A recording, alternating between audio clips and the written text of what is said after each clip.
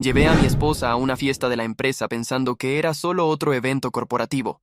En lugar de eso, vi a mi jefe cruzar todos los límites, humillarme públicamente y creer que saldría impune. Lo que él no sabía es que la arrogancia deja rastros y que algunas caídas comienzan con un único gesto equivocado, hecho delante de las personas adecuadas. Mi jefe pensó que me humilló delante de todo el mundo. Mal sabía él que acababa de firmar su propia caída. Tardé en darme cuenta de que algo estaba mal. No fue un shock inmediato, ni una escena congelada en la memoria como en las películas.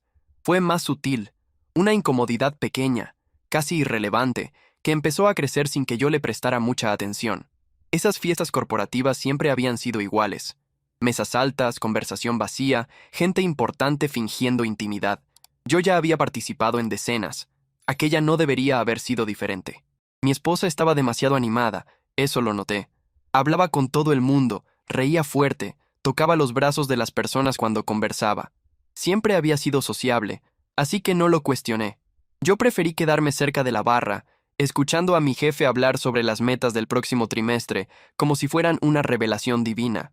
Fue solo cuando alguien preguntó por ella que me di cuenta de que hacía algunos minutos que no la veía. Miré alrededor, primero sin prisa, después con atención. Entonces la vi. Ella estaba sentada. No en una silla común, sino apoyada de una forma extraña, demasiado alta. Tardé un segundo en entender que no era un apoyo, era una persona. Era él, mi jefe. No estaban escondidos, ni intentando disimular. Al contrario, parecían cómodos, como si aquello fuera perfectamente aceptable en ese ambiente. Me detuve donde estaba. No avancé de inmediato. Algo en mí aún buscaba una explicación lógica. Tal vez estaba exagerando. Tal vez era solo un ángulo malo. Pero cuando ella inclinó el cuerpo hacia atrás y rió, apoyando todo su peso en él, esa posibilidad murió. Caminé hasta allí sintiendo un vacío extraño en el pecho. No ira. Todavía no. Más bien como cuando te das cuenta de que perdiste algo y no sabes exactamente cuándo ocurrió. ¿Está todo bien ahí?, pregunté. Mi voz salió demasiado neutra. Ella me miró con una expresión que no reconocí de inmediato. No era culpa. No era sorpresa. Era impaciencia. Amor, relájate, dijo. Siempre te tomas todo demasiado en serio. Mi jefe sonrió antes de hablar. No esa sonrisa social. Era una sonrisa de quien ya decidió cómo terminará la conversación. Tu esposa estaba comentando algunas cosas, dijo. Cosas personales. Iba a responder, pero él me interrumpió con un gesto rápido, casi casual. Sacó algo del bolsillo y lo dejó caer sobre la mesa cercana. Una nota de $1. Después, un segundo objeto. Pequeño. Oscuro. Tardé un instante en reconocerlo. Tal vez mi cerebro estaba retrasando la información a propósito. Cuando entendí, sentí un frío recorrer todo el cuerpo. Considéralo un pago simbólico, dijo. Por el tiempo que ella se quejó de que andas ausente. Hubo silencio alrededor. No completo. Un silencio curioso, atento.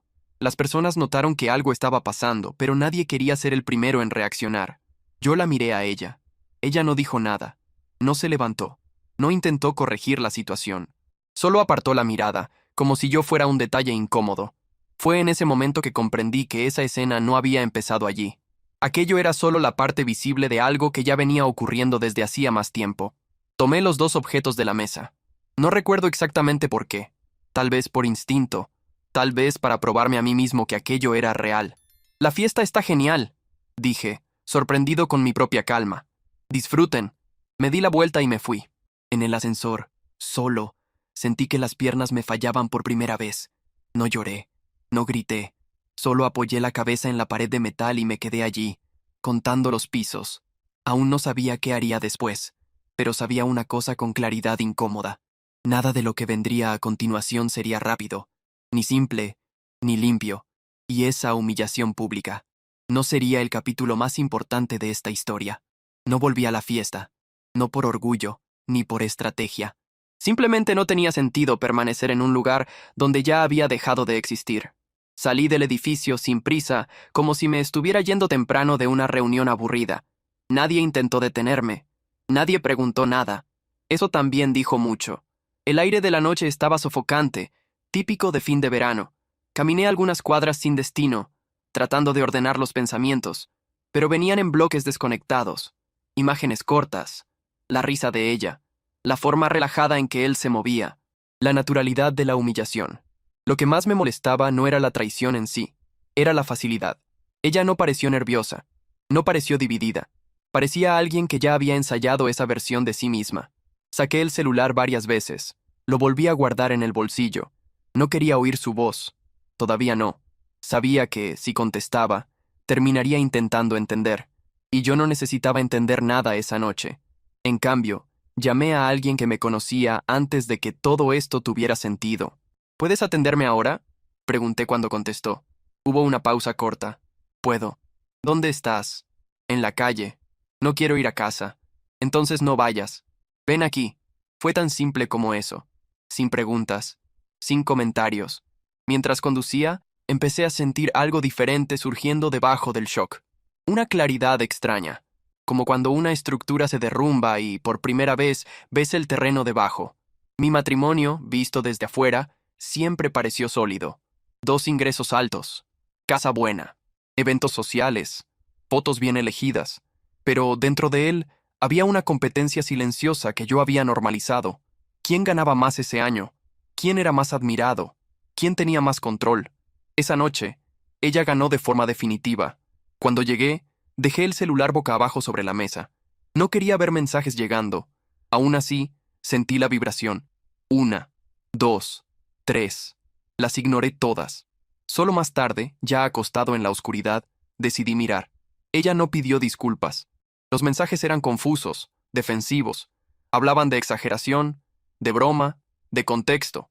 En ninguno aparecía la palabra disculpa, ni error, ni arrepentimiento. Aquello confirmó lo que ya sospechaba. No fue un desliz, fue una prueba. Y yo había fallado a lo largo de años, permitiendo pequeñas cosas, pasando por alto comentarios, aceptando ausencias emocionales como si fueran normales.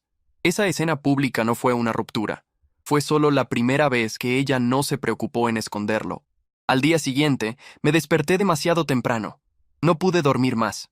Preparé café y me quedé sentado, observando la luz entrar por la ventana, pensando en el trabajo, en mi jefe, en su sonrisa, en el detalle que casi nadie notó. Él no improvisó nada esa noche. Todo fue calculado. La provocación, el objeto en el bolsillo, el momento. Y personas como él solo hacen ese tipo de cosas cuando creen estar completamente seguras. Fue entonces que algo empezó a alinearse dentro de mí. Yo sabía cosas. No secretos explosivos, sino patrones. Pequeñas inconsistencias. Números que no cerraban perfectamente. Decisiones demasiado apresuradas en ciertas adquisiciones. Siempre justificadas. Siempre aprobadas sin mucho cuestionamiento. Durante meses, había archivado esas observaciones mentalmente, sin intención real de actuar. No era mi rol, no era mi problema, pero ahora lo era.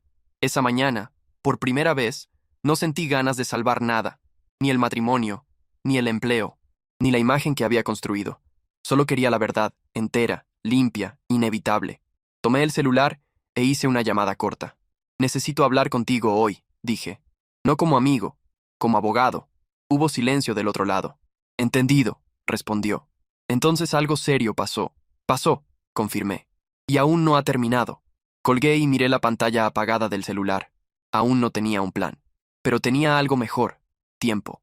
Paciencia. Y la certeza de que esa historia no se resolvería con gritos, escándalos o reconciliaciones falsas. Se resolvería sola. Y yo solo necesitaba no estorbar. Volví al trabajo 2 días después. No porque estuviera listo, sino porque era lo que se esperaba de mí. Llegar, sentarme, responder correos, fingir que la vida personal no se había filtrado a la oficina. Siempre había sido bueno en eso. En compartimentar. Esta vez, no funcionó. Nada estaba explícitamente diferente. Pero todo parecía desplazado.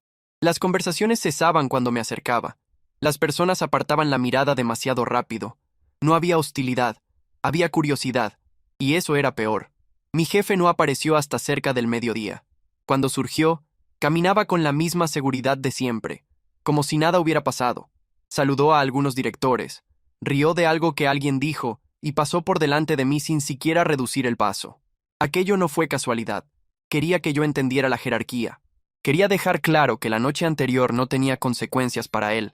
Fue en ese momento que percibí el error que estaba cometiendo. Las personas realmente poderosas no necesitan reafirmarlo. A media tarde, recibí una convocatoria de recursos humanos. Nada urgente en el tono, solo objetiva. Alineación de conducta. Dos palabras que nunca significan nada bueno. La sala era demasiado neutra. Una mesa, 3 sillas, una ventana esmerilada. La directora de recursos humanos habló por casi 15 minutos sin decir absolutamente nada concreto. Términos vagos. Preocupaciones. Ambiente profesional. Usted entiende que las situaciones sociales también se reflejan en el ambiente de trabajo, concluyó. Entiendo, respondí. ¿Entiende que ciertas reacciones pueden interpretarse como inestabilidad? Fue allí que quedó claro. La narrativa estaba siendo construida. No discutí. No negué. No me defendí. Solo escuché. Hice 1 o 2 preguntas técnicas y salí. Dejar que alguien subestime tu silencio es una ventaja rara. Ese mismo día, recibí el primer mensaje de ella. No era largo, ni emocional. Necesitamos hablar como adultos. Lo leí 3 veces. Ella no preguntó cómo estaba. No se disculpó. No explicó nada. Solo señaló que quería retomar el control de la situación. No respondí. Esa noche, revisé nuevamente los archivos que ya había separado meses antes. No estaba buscando venganza. Estaba buscando coherencia. Y allí estaba. Pagos que no seguían patrón. Empresas recién creadas participando en adquisiciones demasiado grandes. Decisiones aprobadas con rapidez excesiva. Siempre por el mismo sector. Siempre por las mismas personas. El nombre de él aparecía en todos los flujos. No era prueba definitiva. Aún no. Pero era suficiente para levantar preguntas serias. Y las preguntas, cuando se hacen a las personas adecuadas, se vuelven peligrosas. 2 días después, fui llamado nuevamente. Esta vez no era recursos humanos. Era él. La oficina tenía una vista impresionante de la ciudad. Hizo cuestión de dejarme esperando algunos minutos antes de entrar, como si estuviera ocupado con algo más importante. Siéntese, dijo, sin mirarme directamente. Quedamos en silencio por algunos segundos. Yo lo permití. Creo que necesitamos poner las cosas en perspectiva. Empezó. Lo que pasó esa noche fue mal interpretado. No interpreté nada, respondí. Lo vi. Él sonrió, paciente. Eres demasiado inteligente para tomar esto como algo personal. Ambientes como el nuestro prueban límites todo el tiempo. Tu esposa lo entiende. Tal vez tú no estés acostumbrado. Allí estaba. El intento de inversión. ¿Estás diciendo que yo soy el problema? Pregunté. Estoy diciendo que puedes convertir esto en algo más grande de lo que necesitas ser, respondió. O puedes dejarlo pasar. Tu carrera depende de esas elecciones. Fue una amenaza educada. La sentí levemente, como quien la considera. Entendido, dije. Lo pensaré. Pareció satisfecho. Personas como él confunden el silencio con sumisión. Salí de la oficina con la certeza de que esa conversación no había sido sobre la fiesta. Había sido sobre control. Quería asegurarse de que yo no hablaría con nadie, que no haría nada fuera del guión, y fue allí que confirmé algo importante. Él tenía miedo. Esa noche, finalmente respondí su mensaje. No tenemos nada más de qué hablar. La respuesta llegó demasiado rápido. Estás exagerando. Vas a destruir todo por orgullo. Tal vez. Pero algunas cosas merecen ser destruidas. Especialmente cuando solo se mantienen en pie a costa de tu dignidad. Y mientras ellos creían que yo estaba intentando sobrevivir a la caída, yo hacía algo mucho más peligroso. Observaba. Pasé la semana siguiente funcionando en automático. Llegaba en horario. Salía en horario. Respondía lo mínimo necesario. Ningún enfrentamiento, ninguna reacción fuera de lo común. Para quien observaba desde afuera, parecía alguien intentando preservar el empleo después de una vergüenza personal. Era exactamente lo que querían ver. Por dentro, sin embargo, estaba más atento que nunca. Empecé a notar pequeños cambios. Reuniones de las que siempre participaba dejaron de aparecer en mi agenda. Decisiones se tomaban sin mi conocimiento. Reportes que solía revisar llegaban listos, sin margen para cuestionamiento. No era alejamiento formal, era aislamiento. Un proceso lento, calculado, hecho para empujarme afuera sin levantar sospechas. En casa, el silencio era absoluto. Ella no volvió. Tomó algunas cosas cuando yo no estaba y dejó la llave sobre la mesa de la cocina. No hubo nota, ni mensaje, solo ausencia. Curiosamente, aquello me dio más claridad que dolor. Sin el intento de justificar, sin su presencia constante, los recuerdos empezaron a reorganizarse. Comentarios antiguos. Situaciones incómodas que había ignorado. pequeños signos de desprecio disfrazados de humor. Todo tenía sentido ahora. El jueves por la tarde, recibí un correo corto, sin rodeos. Licencia administrativa inmediata. Nada de reunión previa. Nada de explicación detallada. Solo la orientación de devolver la credencial y aguardar contacto jurídico. Fue demasiado rápido. Tan rápido que rozaba la desesperación. Firmé el recibido, puse mis cosas en una caja común y salí del edificio por última vez sin mirar atrás. No hubo seguridad escoltándome. Aún. Pero sentí las miradas. En el auto, me quedé algunos minutos parado, con las manos en el volante. No sentí miedo. Sentí alivio. Acababan de cometer un error clásico. Despido o alejamiento, justo después de un conflicto personal involucrando a un superior directo. Ninguna empresa seria permitiría aquello si estuviera tranquila. Tomé el teléfono e hice la llamada que venía postergando. «Es ahora», dije cuando contestó. «¿Está seguro?», preguntó. «Absolutamente». En las horas siguientes entregué todo. Documentos, correos, registros, cruces financieros. Nada de discursos inflamados. Nada de acusaciones emocionales. Solo hechos. Organizados. Fríos. Del otro lado de la mesa, nadie parecía sorprendido. Solo atentos.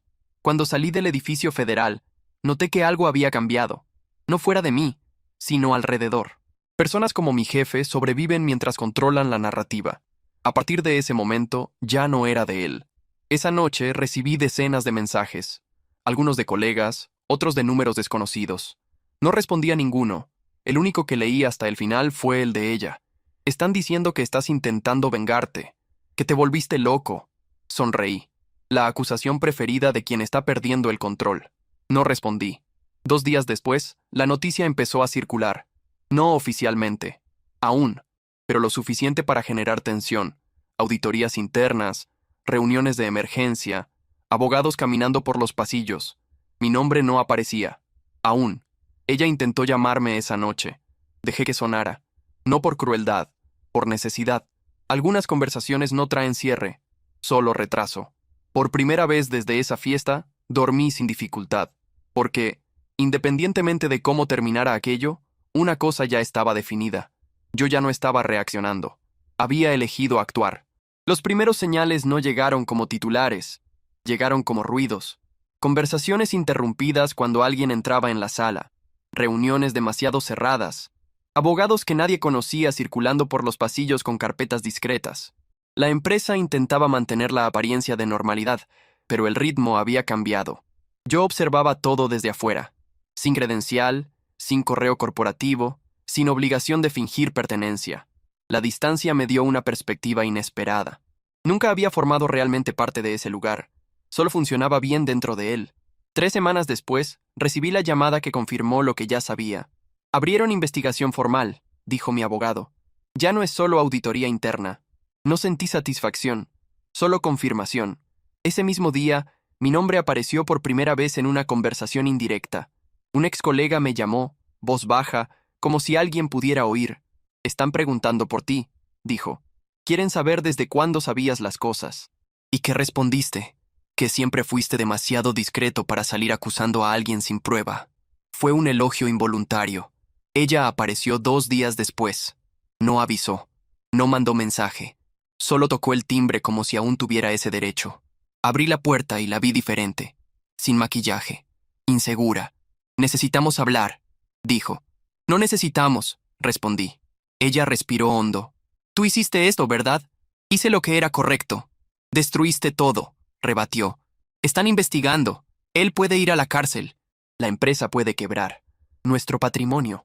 «Nuestro no», interrumpí. Eso terminó antes de que empezara la investigación. Ella me miró algunos segundos, intentando encontrar allí al hombre que solía ceder. No lo encontró. «No necesitabas ir tan lejos». «No fui lejos», respondí. «Solo dejé de proteger». Ella bajó la mirada por primera vez. «Me van a llamar a declarar». «Probablemente». «¿Y vas a dejarme pasar por esto sola?» La pregunta era reveladora. «Nunca estuviste sola», dije. «Solo elegiste ignorar quién estaba a tu lado». Ella no respondió. Esa noche, vi la nota salir en un sitio especializado. Ningún nombre en destaque. Solo ejecutivos bajo investigación. Pero el mercado entendió. Las acciones empezaron a caer al día siguiente. A partir de allí, todo se aceleró. Citaciones. congelamiento de cuentas, reuniones canceladas. En menos de un mes, aquello que parecía sólido empezó a derrumbarse. Mi teléfono sonó una tarde de domingo. Número desconocido. «Soy él», dijo la voz del otro lado. «Quiere hablar contigo». Colgué sin responder. Algunas personas no buscan redención, buscan alivio. Yo no tenía obligación de ofrecer ninguno de los dos. La semana siguiente, firmé los últimos documentos del divorcio. Sin discusión, sin negociación honda. Ella aceptó los términos con demasiada prisa, como quien quiere salir rápido de un lugar que dejó de ser seguro. Cuando salí del registro civil, caminé sin destino por algunas cuadras. Por primera vez en mucho tiempo, no sentí peso alguno en las decisiones. No había ganado nada, pero había dejado de perder. El desenlace no fue rápido, ni cinematográfico. No hubo esposas frente a cámaras al principio, ni discursos públicos de arrepentimiento. Lo que hubo fue espera, meses de espera. Y, durante ese tiempo, reaprendí a vivir sin anticipar el próximo golpe. La investigación avanzó al ritmo propio de quien no necesita probar nada a nadie. Cuando los nombres empezaron a aparecer en los documentos oficiales, el impacto fue silencioso y definitivo. Mi ex jefe dejó el cargo por motivos personales. Poco después vinieron las acusaciones formales. Fraude, conspiración, uso indebido de información. Intentó un acuerdo. Por lo que supe, no consiguió lo que quería. La empresa sobrevivió, más pequeña, diferente, amputada. Algunas áreas desaparecieron. Personas que respetaba perdieron el empleo. Otras, que siempre supieron y fingieron no ver, también. Ella declaró una única vez. No habló conmigo antes, ni después. El abogado de ella orientó silencio absoluto. Por lo que me dijeron, intentó minimizar, intentó alejarse, intentó parecer irrelevante. Funcionó solo parcialmente. El divorcio se finalizó sin drama. Lo que quedó se dividió. El resto se dejó atrás. No llevé recuerdos. No guardé objetos simbólicos. No lo necesitaba. En los meses siguientes, empecé a trabajar por cuenta propia. Nada grandioso. Consultorías puntuales, análisis técnicos, revisiones que otros preferían no hacer. Poco a poco, el teléfono empezó a sonar con más frecuencia. Existe demanda por quien no cierra los ojos. A veces, pienso en esa noche. No con rabia, ni con deseo de venganza. Pienso como si fuera una bifurcación mal señalizada que, por casualidad, yo atravesé. Si ella no hubiera reído. Si él no hubiera sido arrogante. Si hubieran sido discretos.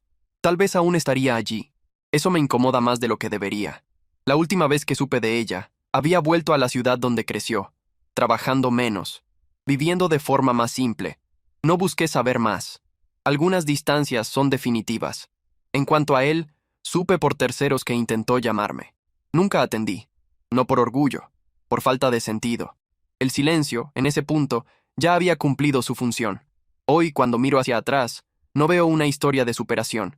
Veo una historia de interrupción. Interrumpí un matrimonio que no me respetaba. Interrumpí un trabajo que exigía complicidad. Interrumpí una versión de mí que aceptaba menos de lo que merecía. Nada de eso me hizo especial, solo entero. Y, al final, fue solo eso lo que quedó. Comentario, Reddit.